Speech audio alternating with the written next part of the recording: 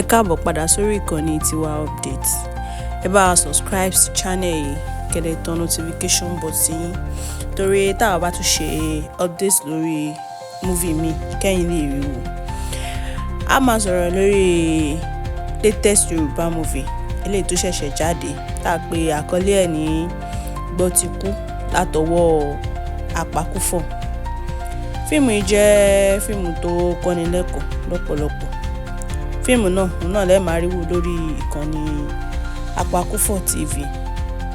Lẹ́ẹ̀kan sí, ẹ subscribe sí channel tẹ́ ń wò yìí, kẹ́ẹ̀dẹ̀ bá tán notification button yín.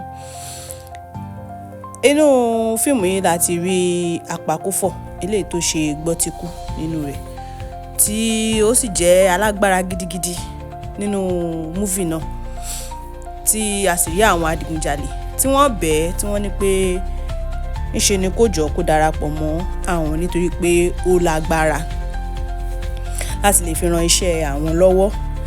Nínú ẹ̀ náà láti rí Apakúfọ̀ tí ó dẹ̀ rò dáadáa tó sì padà darapọ̀ mọ́ wọn.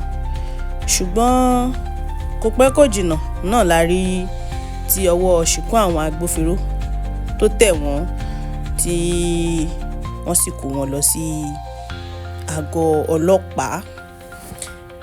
Fíìmù yìí jẹ́ fíìmù tí ó kọ́ni lẹ́kọ̀ọ́ lọ́pọ̀lọpọ̀ ni o, tí ó sì dára ká wò.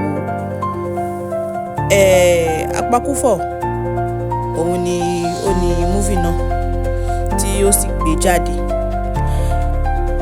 Ẹ bá wa subscribe sí channel tẹ́ ń wò yìí, kẹ́sì bá wa tán notification button yín, ẹ like, kẹ́dẹ̀ comment, kẹ́yìn lè rí wa wò ní